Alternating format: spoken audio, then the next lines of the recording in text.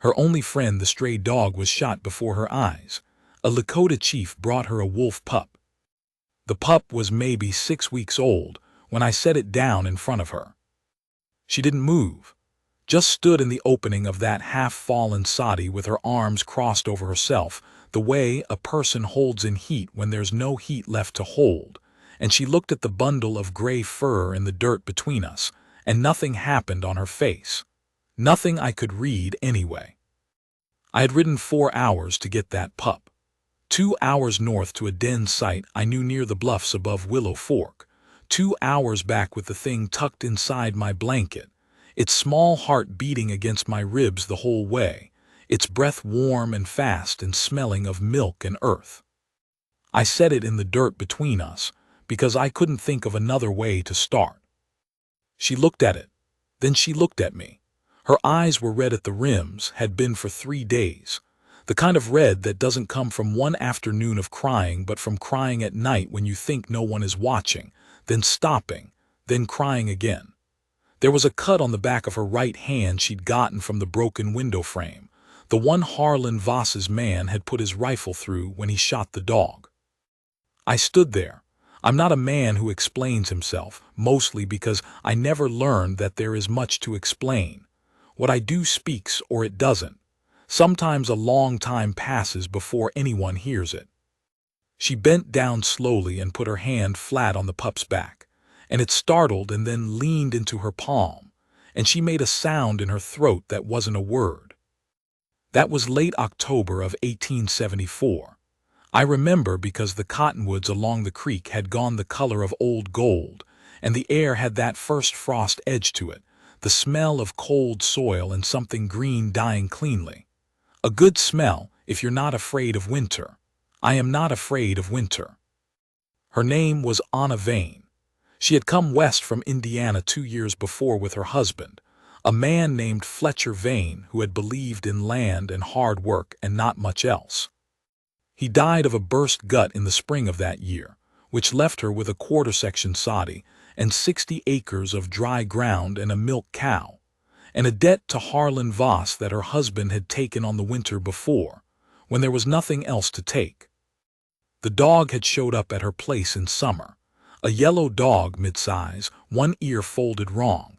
It had been somebody's animal once, you could see it in how it came to her hand, but whoever that somebody was, they were gone now or worse. The dog stayed. She fed it from her own table, which she could not afford to do. I know this because 2 hats, one of my men, rode past her place twice a week to check the water level in the creek, and he told me about the woman and the yellow dog, and how the dog met him at the fence line like it was guarding something worth guarding, and how the woman always had her rifle in the crook of her arm when she came out to see who it was. I noticed her before the dog trouble. I want to be honest about that. There is a ridge above her property where a man can see the whole lower valley, and I used to stop there sometimes when I was riding south to the agency. Not to watch her, to think. It's a good place to think, that ridge. The wind comes up from the creek bottom, and the grass moves in long, slow waves, and you can see where they're coming from 20 miles off. But from that ridge, if you are stopped and thinking, you can also see a small figure moving between the soddy and the well and the barn, and I watched that figure sometimes, and I thought about what it was to work alone. She worked very hard. That is the first thing I noticed. She didn't stop moving from first light to the going down of the sun. Even in the heat of July, when the sane thing is to sit still in whatever shade you can find, she was out there, hoeing, carrying, mending fence. The dog trotted after her everywhere. It looked like purpose. Hers, I mean. The dog just looked happy. The second thing I noticed was that she never asked anyone for anything.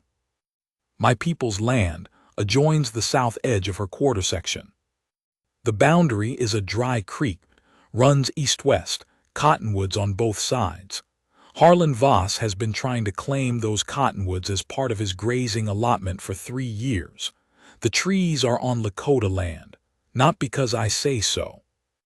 Because the treaty says so, and because they were Lakota trees before Harlan Voss's father ever crossed the Missouri River, and because my grandfather is buried in the ground near the third largest one, and I know the exact shape of the shadows those trees throw in August, and I know them from 40 years of looking. Voss has not succeeded in claiming them yet. He will not succeed. Anna Vane's soddy sits about a mile and a half north of that creek. Her quarter section was granted proper, government papers and everything. Voss had no claim on her land either. But he had the debt. I don't know all of what Fletcher Vane borrowed from Voss or what terms he agreed to. I know it was a bad deal because any deal with Harlan Voss is a bad deal. Fletcher Vane probably knew it too and did it anyway, the way men do when they are desperate and winter is coming and they have a woman they are supposed to be providing for. Pride and desperation make the same shape, sometimes. Hard to tell them apart from the outside. Fletcher Vane died owing Voss $200. Voss told Anna Vane the debt doubled at the death because of some clause in their agreement. She told him she'd pay what her husband owed, not what Voss invented afterward. Voss told her she had until spring. Spring came. She'd had a bad winter. The milk cow died in February. She had a 6-week fever in March that I'm told Two Hats' wife, Carrie's mourning, brought food for twice a week, which is how I first heard Anna Vane's name spoken by someone who'd met her. She couldn't pay in the spring. Voss gave her another season. By October the interest he'd invented had made the debt $400, and he wanted the land. I knew all this the way you know things on the frontier, in pieces, from different mouths, over time. None of it was precisely my business. I had my own land, my own people, my own dealings with the federal agency, and the men Voss had put on the agency board, which occupied more of my thinking than any white woman's debt. But I had watched her from the ridge, and I had heard her name from Carrie's mourning, and a man who is paying attention will sometimes find that pieces he thought were separate are the same thing. It was the second week of October when Voss's man shot the dog. I heard about it 2 days after it happened. Two Hats came to me at the northern camp where I was meeting with the headman about the agency's new grazing restrictions, and he told me what he'd seen. A man named Cord Lyle, who rode for Voss, had ridden up to the Vane soddy with a paper he claimed was a notice of foreclosure. Anna Vane had come out with her rifle. The dog had been barking. Cord Lyle had shot the dog from horseback while it was standing on the porch steps, shot it once, looked at the woman and said, "That's what happens to strays on private property." Then he'd handed her the paper and ridden off. Two Hats said she hadn't cried while Lyle was there, waited until he was over the ridge. Then she'd sat down in the dirt next to the dog for a long time. I finished the meeting I was in. I did not leave in the middle of it because the grazing restrictions were going to affect 30 families, and finishing that meeting was what those families needed from me. But I finished it, and then I rode. I need to tell you something about what I feel when I hear about a man shooting a woman's dog in front of her to make a point. Not rage, exactly. Rage is hot and fast and it makes you stupid. What I feel is colder than that. It settles in the chest and sits there steady, and it changes how I see certain things. It makes certain things very clear. I rode to her place first. She was inside and she did not come out when I stopped at her fence, so I called her name twice. She came out with the rifle and she looked at me for a long time. I am not a man who is easy to read, I think. I have a face that has been weathered into a kind of stillness. She looked at my face and at my horse, and at the blanket I had rolled behind the saddle, and then she looked at my face again. I said, "I am Gray Horse. My land is south of yours along the creek." She said, "I know who you are." I said, "I'm told what happened here 2 days ago." She said nothing. I said, "The paper Cord Lyle gave you, can I see it?" It wasn't a question. She knew it wasn't a question. She went inside and came back out and handed it through the fence to me, and I read it. It was a foreclosure notice drawn up by a lawyer in Caldwell, a man named Poole who did work for Voss regularly. It cited the original debt, the invented doubled amount, 3 seasons of interest. It gave her until the 1st of November to vacate. It was legal in the sense that it had been written by a lawyer and filed in the county seat. It was not legal in several other senses that I happened to know about. I handed it back to her. I said, "This is not the end of it. I have some business in Caldwell next week." She looked at me. She said, "It's not your problem, Mr. Gray Horse." I said, "No, but I'm going to Caldwell anyway." She looked at me another moment and then she took the paper and went back inside. That was the end of that conversation. I rode home. I want to say something about why I did what I did next, because I have thought about it for a long time and I think I understand it now, though I didn't fully then. I am 51 years old. I was made a chief of my band at 33, which was young, and I have been that thing ever since. The man you bring your trouble to, the man who stands between his people and whoever is coming at them this time. I am good at it. Not because I am fearless, though I am not particularly afraid. Because I can see a thing whole from far back, and I can think about it without my feelings making noise that blocks my thinking, and I can hold a line without flinching, and I am patient the way cold weather is patient. What I am not good at, what I had not been in a long time, was wanting something for myself. I had a wife once. Her name was Stepping Bird, and she died of fever when she was 38 years old. We had one son, who lives now with my brother's family and is nearly grown. After Stepping Bird died, I folded myself more completely into being the thing that my people needed, and I was good at that, and it was enough. I told myself it was enough. Then I started stopping on that ridge and watching a small figure work herself to the bone on 60 dry acres, and I don't know when it stopped being about thinking and started being about something else, but it had. So when I rode to her place after what Cordlyle did, I was not simply being a chief who addresses a problem in his territory. I was a man of 51 who had watched a woman for months and had not known how to cross the space between that ridge and her fence line, and Cordlyle's cruelty had handed me a reason that I hadn't been able to make for myself. I don't think poorly of that. A reason is a reason. Caldwell was 3 days' ride.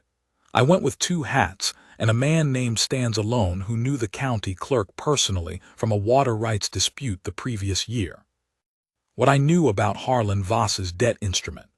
The original note that Fletcher Vane had signed was almost certainly not filed correctly with the county, because Voss had a habit of keeping his debt arrangements informal on purpose, which gave him flexibility when it suited him, but created legal vulnerabilities when it didn't. What I knew about Voss's lawyer pool. He had also drawn up a land title transfer 2 years ago for a property just north of Caldwell, where the original owner had disputed it, and the dispute had never been settled, which meant the title Poole held was encumbered, which meant Poole had professional reasons to avoid scrutiny. I am not a man who fights with his fists if there's another way. The clerk's name was Hendricks. He owed Stands Alone a favor from the water dispute. We spent an afternoon in his office with the original records and a lamp and a pot of bad coffee, and when we were done I had 3 things. A written opinion from Hendricks that the foreclosure notice was defective because the original debt instrument had never been properly recorded. A letter from a lawyer in Wichita I had hired by telegraph confirming the same, and a copy of Cordlyle's most recent outstanding warrant from the U.S. Marshal's office in Topeka, which had nothing to do with Anna Vane, but was the kind of information that makes certain men suddenly less interested in pressing certain points. 2 weeks later, Harlan Voss's interest in Anna Vane's quarter section went away, not loudly. Not with any kind of confrontation I can tell you about in clear terms, more the way a bad smell leaves a room when you open the right window. Voss decided he did not wish to contest the clerk's ruling. Cordlyle left the territory. The debt, the real debt, the original $200 Fletcher Vane had borrowed, I paid, not to tell Anna Vane about it, because it was a clean way to close a thing. I did not tell her any of this for a while. I want to explain why, and to do that I have to explain what happened in those 2 weeks while I was in Caldwell and getting things settled. I kept checking on her place. 2 hats would ride past and report. She was still there. She was working. She had no animals left but the chickens and a mule with a bad foot. She was eating, he thought, but not much. She was sleeping on the floor near the front door, he believed, because she wasn't comfortable with her back to the window since Lyle's visit, and the front door is the one you can see the road from. I thought about that a lot. A woman sleeping on her floor with her rifle next to her, watching the road. Alone. The dog that had been her company gone. The second time I stopped by her place on my way back from Caldwell, she came out and looked at me the same way she had the first time, assessing, careful, and she said, "Did you do something about that paper?" I said, "The foreclosure is defective. Hendricks in Caldwell has the written ruling. Voss can't touch the property." She was quiet for a long moment. Then she said, "Voss doesn't like losing." I said, "No, but he likes his reputation more than he likes this particular fight." She looked at me carefully. She said, "What did it cost you?" I said, "Less than it cost him." That wasn't an answer, and she knew it wasn't an answer. She looked at me another long moment, and something shifted in her face. Not softened, exactly. She's not a woman who softens easily, which is one of the things I had noticed from the ridge, but opened slightly. The way a window opens. A crack first, then more. She said, "Thank you, Mr. Gray Horse." I said, "Gray Horse, just Gray Horse." She said, "Gray Horse." That was the third time we had spoken. I went and found the wolf pup after that. I've told you about getting it, the 4-hour ride, the den near the bluffs. I should tell you about the finding. A wolf den is not a thing you approach carelessly. The mother of this litter had died. I had found her 2 weeks earlier, a trap injury that had gone bad, and I had moved her body away from the den because a carcass draws things you don't want near pups. I had gone back 3 times to check the pups, had been leaving meat near the den mouth, and by the time I came for one of them 2 were already gone, starved or taken by a hawk, I expect, and the remaining one was the smallest of the litter but alive and angry about it, which I took as a good sign. I wrapped it in a fold of blanket and tucked it against my chest, and it bit me twice through the blanket before it settled, which I also took as a good sign.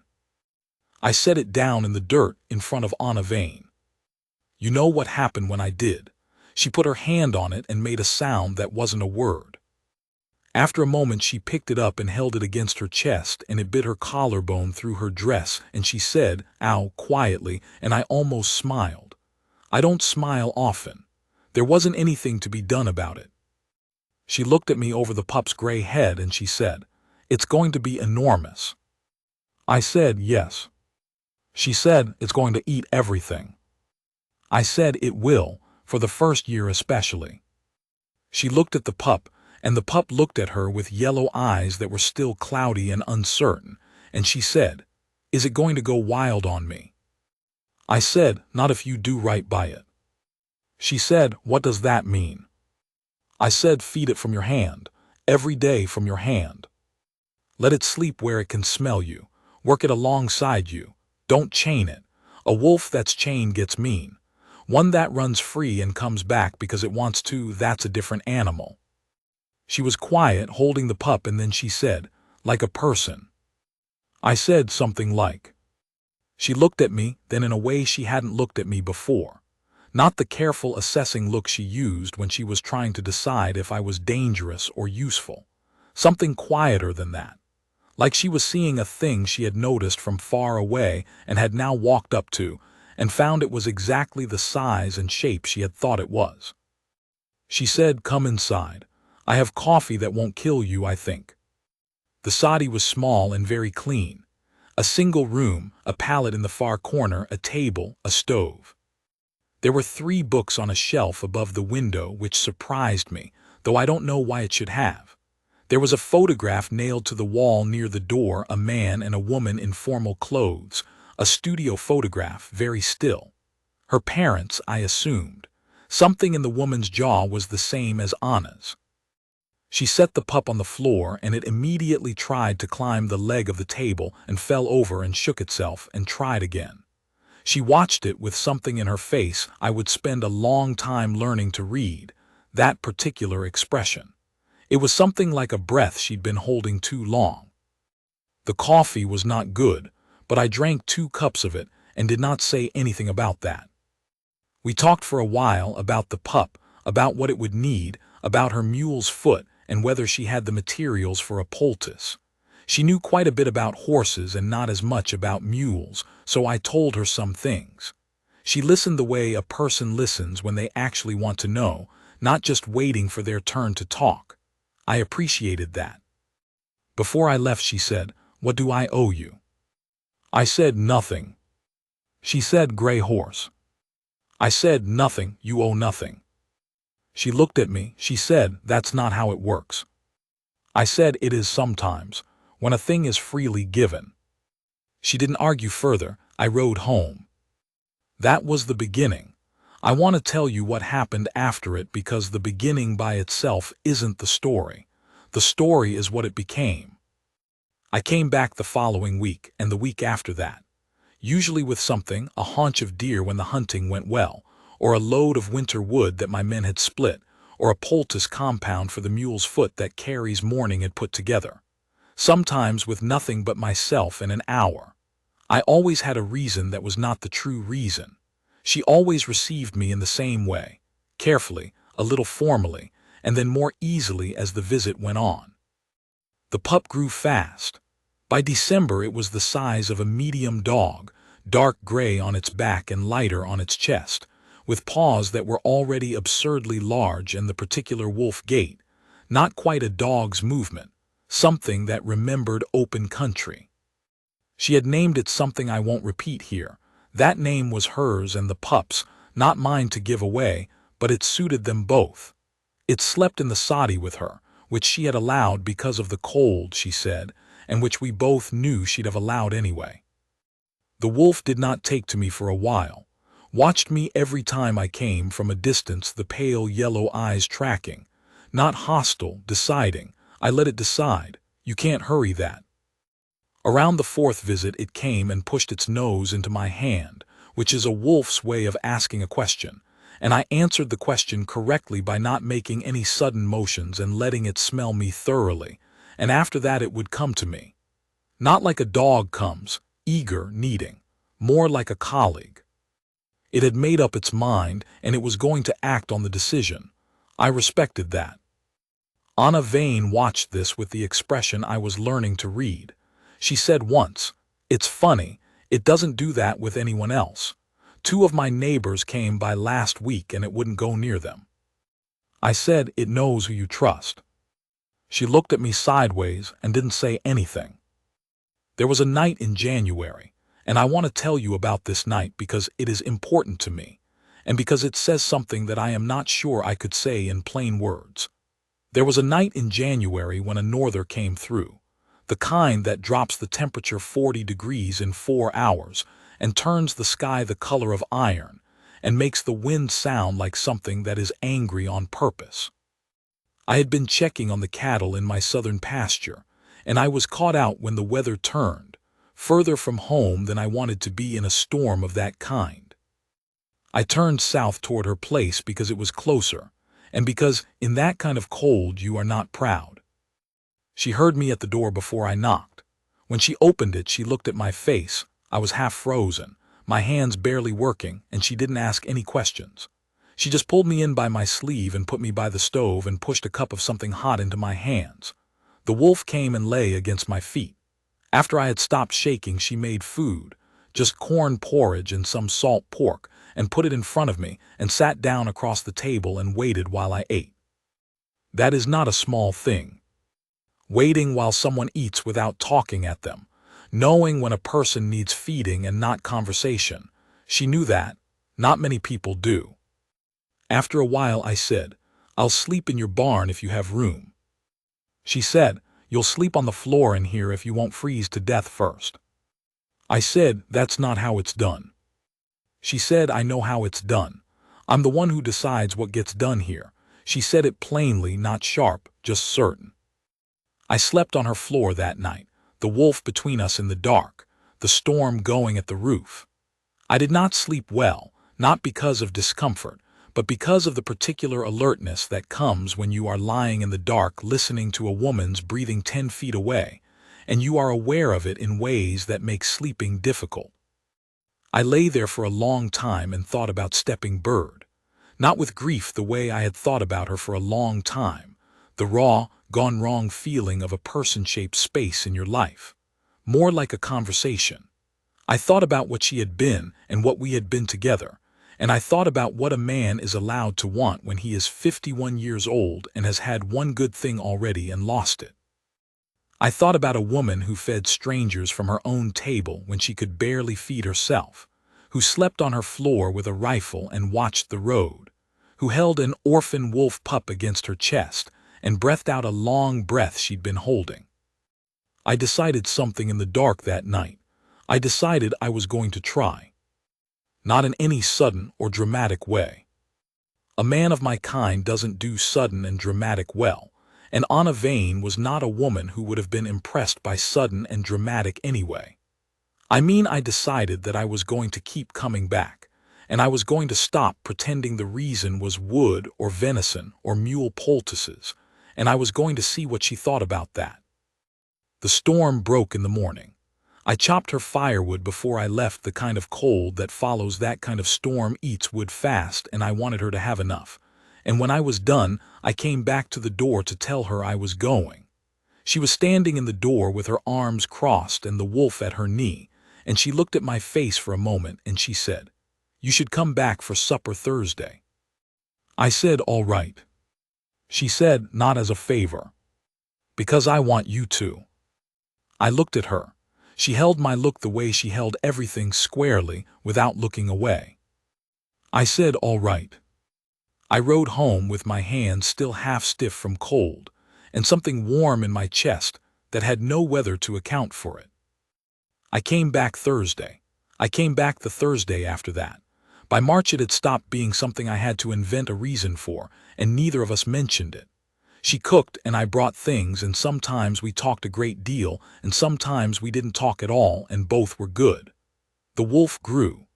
By spring it was nearly full-sized and would follow her the way the yellow dog had followed her, everywhere from first light to last. In April she said to me, "I need to tell you something." We were sitting on the porch she had been building. I had helped her frame it on 3 Saturdays. She had laid the planking herself. And the light was that low gold evening light that comes in April, and the wolf was lying in the yard watching a ground squirrel with enormous professional interest. I said, "All right." She said, "I know you paid Fletcher's debt, the real debt. I went to Caldwell and talked to Hendricks." I didn't say anything. She said, "I'm not angry. I want you to know that first." She paused. She said, "I've been trying to decide what to do about it for 3 weeks." I said, "You don't have to do anything about it." She said, "Yes, I do. Because you did it for a reason, and I know what the reason was, and I need to say something about it. And I'm not good at saying things like this, so you're going to have to let me be slow about it." I was very still. The wolf had given up on the ground squirrel and was now lying on its side in the last patch of sunlight, paws in the air. She said, "I have been alone for 2 years, not just alone because Fletcher died. Alone in the way a person is alone when they've been doing everything by themselves for so long that they can't remember what it's like to have someone who," she stopped, "started again, who is on their side, not doing them favors, not feeling sorry for them, on their side." She looked at the wolf in the sunlight. She said, "You came here 6 months ago and you just started being on my side, without asking, without making it into something, and I have been thinking about that." The evening light on the grass, the wolf's white belly, the smell of turned earth from her kitchen garden, the first plowing of spring. I said, "I've been thinking about it too." She turned and looked at me, something very still and very open in her face. She said, "What are you thinking?" I said, "I'm thinking you're the most able person I know. I'm thinking that you've been working this ground alone because you believed there was no other way. I'm thinking that two people who are both on the same side is better than one person working alone, if the two people are the right two people." She was quiet for a while. Then she said, "And you think we're the right two people?" I said, "I've thought that since January." She said, "January, the storm." I said, "Before the storm, if I'm being honest." She almost smiled. Not quite. She has a particular way of almost smiling that I don't have a word for what I find it. Significant, serious, like it means something she doesn't give away for free. She said, "What does this look like? For you and me, what does it look like?" I said, "I don't know the whole shape of it yet. I know you keep your land. I know you're not beholden to me in any way, and that's how it has to be. A person who did what you've done out here, alone, doesn't want to trade one kind of indebtedness for another, and I'm not interested in that either. I know my people's land and yours share a creek, and that there are things we could do together on that water that neither of us can do alone. I know I want to come to supper on Thursday. I know I want," he paused. He said, "I want you to know that you're not alone." She looked at me for a long time. The light going lower, going redder, the wolf asleep now in the grass. She said, "I've had a lot of people in my life who were supposed to be on my side." I said, "I know." She said, "You're the first one who showed up without being asked." I didn't have anything to say to that. It was true. I had nothing to add to it. After a moment she reached over and put her hand on mine, the one I had resting on the porch railing. Just set it there, flat. The hand with the healed scar on the back from the broken window frame. She kept it there for a while, and neither of us spoke. That was the thing. That hand on mine. Not a kiss, not a declaration. Just a hand placed deliberately by a woman who didn't do anything she hadn't decided to do, telling me she'd decided. We worked things out slowly after that, the way things get worked out when two careful people decide to try. The legal arrangements, the water sharing, what it meant for her land and my people's land, what we told the neighbors, which the neighbors mostly understood before we did. Carrie's mourning made her a gift of a particular blanket that has a specific meaning among my people, and Anna Vane accepted it knowing what it meant, which told me something about her and what she'd been paying attention to. She learned some of my language, more than I expected, quickly. I already spoke English well. I had been dealing with English-speaking men since I was 17, but she surprised me by asking my son to teach her some Lakota words, and then more, and when I heard her use them right the first time, casually in the middle of a sentence, I had to look away for a moment. I don't entirely know why. Something about a person working that hard to meet you where you are. The wolf, full grown now, would patrol the perimeter of her place at dusk every evening. You could set a clock by it. I am telling you this because I want you to understand what I built, what we built. It was not a fragile thing. It had bones. I am an old man now, and I say old knowing what old means and not being troubled by it. The years between that October and today have been, full is the word. A full life, not a perfect one, not an easy one, but full in the way a good vessel is full, with no hollow spaces that have no right to be hollow. She is still alive. She is still the most able person I know. Last spring she redug the irrigation channel along the north field with one of her grandsons, and she was at it from sunup to noon, and my grandson, our grandson, I should say. One of our daughter's boys, my grandson, said, "Grandmother, you should rest," and she said, "Hand me that shovel," which is how she answers most suggestions. I am telling you all this from the porch she built. The same porch. It's been repaired twice, but the main frame is the original. Sometimes I sit here in the late afternoon when the light comes in at that low angle, and the wolf is 40 years gone, of course, but there have been other dogs and one other wolf, a female my son brought from the north, and this or that animal is always lying in the yard in the sunlight, and I watch the shadow of the porch railing fall across the boards, and I think about a man on a ridge, watching a figure work a field alone and not knowing how to cross the distance. There are things you have to cross yourself. Nobody can carry you over. But sometimes a reason arrives, a door opens, a cruelty done to someone else turns out to be the exact shape of key you needed, and then the distance isn't so far. I brought her a wolf pup in October. She put her hand on mine in April. Between those two things, a whole winter of building something that had no name yet. That's the part I think about when I think about it. Not the arrival, not the declaration. The building, the showing up on Thursdays, the woodpile, the coffee I didn't complain about, the wolf lying between us in the dark. The frost is coming tonight. I can smell it, the same cold, clean smell from that first October, the green dying cleanly. I am not afraid of winter. I have not been afraid of winter for a very long time.